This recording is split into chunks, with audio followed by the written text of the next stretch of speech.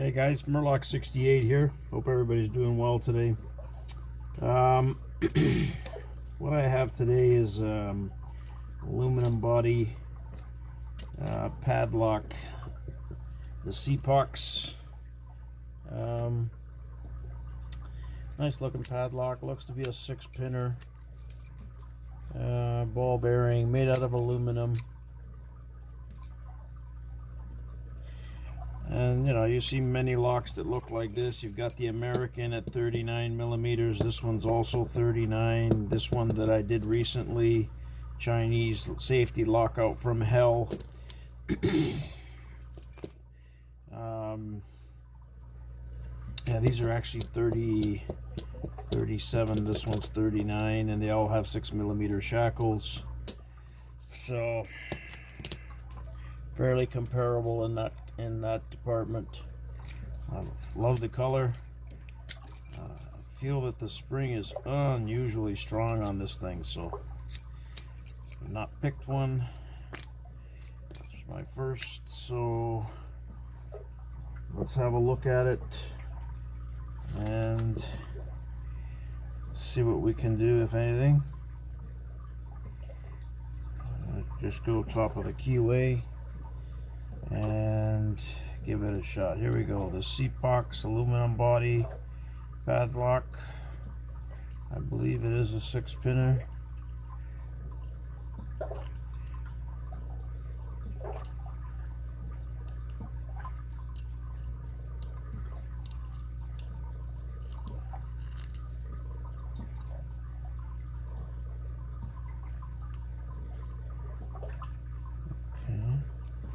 I thought I was open there. Okay, I touched something. Let's see where we're at. Could be some spools in here, maybe.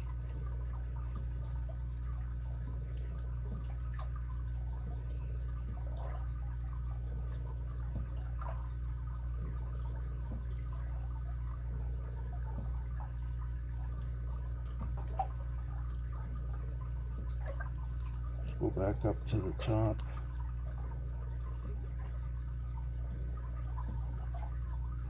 I had a good turn on the core there, but it's not open. So let me just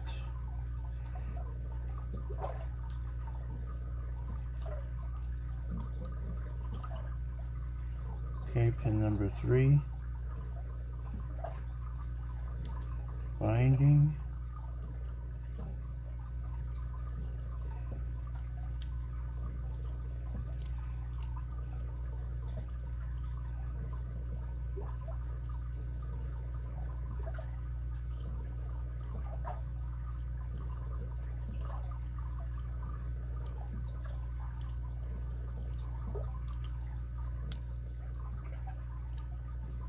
Well, there's got to be a spool in here.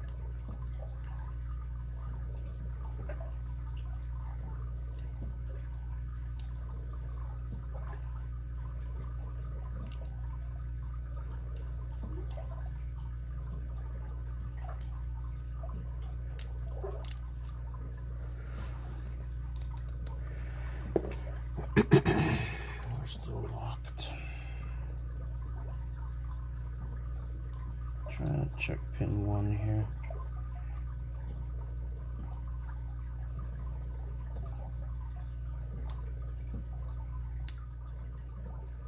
Yeah, there it was. It was pin 1.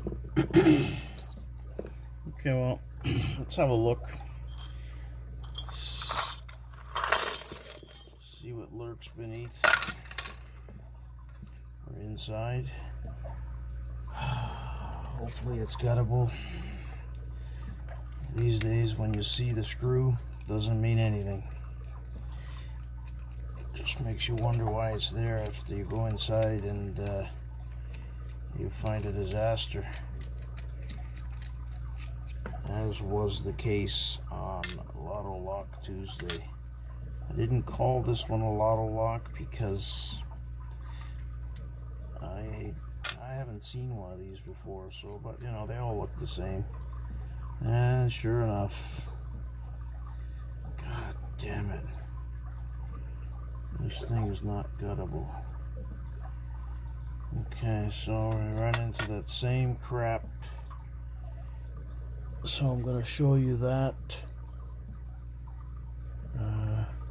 Let's see.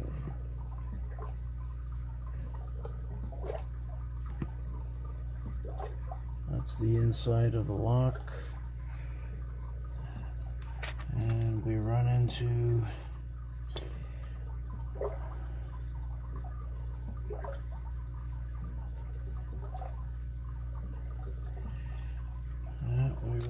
another lock.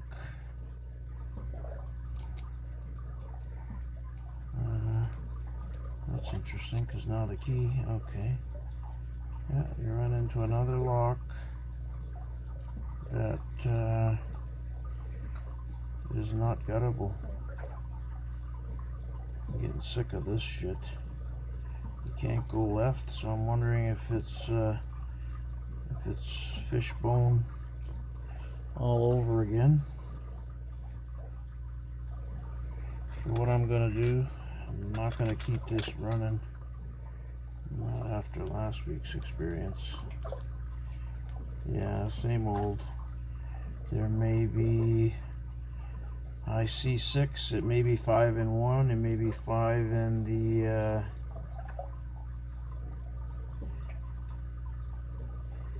yeah, see, now I was stupid to put the key in it.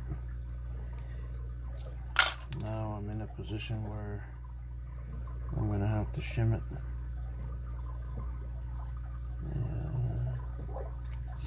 Okay guys, let me just put you on hold. Hey guys, MUR-LOCK 68. I'm back with the SEPOX as promised. So it's been about half an hour and there was just no way I could expose the internals. So I'm going to show you guys what I've done. I just could not get to that pin that they're using as a limiter again. So I've exposed that pin from the top, just the one only.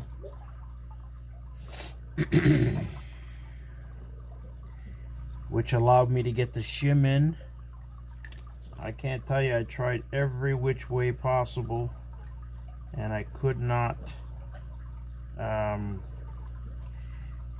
get it in there, and it's simply because we're dealing with the lovely fishbone core. So this one is a 5-pinner from what I can see. So as soon as I was able to get the shim in, I turned the camera on for you guys. And again, you have the same issue. I just don't get it. They don't want this taken apart. That's just you know, pretty simple, pretty straightforward. 5 pins, they all needed to be picked, all standards. And what I don't understand, well, we'll have a look at that in a second. This spring came out of position number 6, where I was able to expose that pin and move it enough from the top of the Bible, just enough to give me room to get the shim in. And oh, I'll tell you right now, these has got to be the worst looking pins I've ever seen. Shame on SEPOX. The previous Chinese one I featured did not have these blob pins that's in this one. So let me see what that retainer pin looks like. So we've got, so I'm glad I just shut the camera off a little bit. I tried everything and I don't know why I can't access that pin. There's a spring there, I just could not access it from outside. I had to repick the lock. I thought maybe because I closed it that that made it more difficult for myself. By closing it, I repicked it, and you know, wow, that's a massive pin too they put in there. Okay, so I will put this back together some way, somehow, just to give someone an opportunity to pick it. It's an interesting pick, so it won't take me long just to cap that. I'll take pictures of this for you. So again, I'll show you what they did. So they only allowed the lock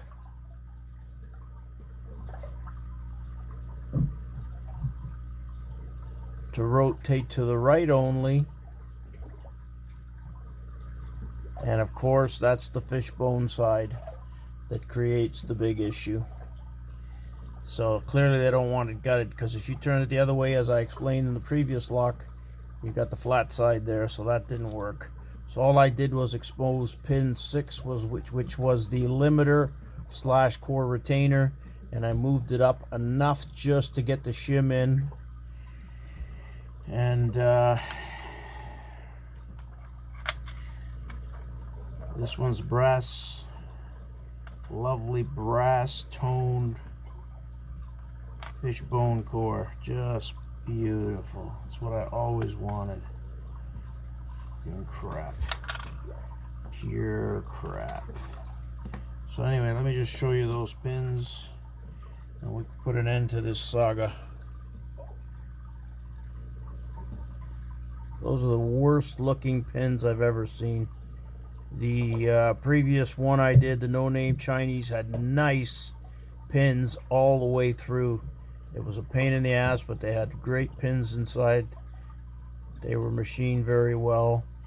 I'll add a photo for you guys on this disaster. And I'll show you that this one came with 3 keys. It did have some nice bitting. Just focus that. So yeah, it's funny because I count 6 pins on this key, so clearly one taps the to allow that core to turn. It's the only thing I can think of, because unless my vision, I see 1, 2, 3, 4, 5, 6 on the key. So they probably either that or they use the key for another lock, and this way they can get away with doing that kind of stuff, guys. So that's the SEPOX American 1100 type clone, picked and gutted for you guys today. Hopefully you enjoyed the video. Hit the like button, subscribe, and thank you all for your support. Take care.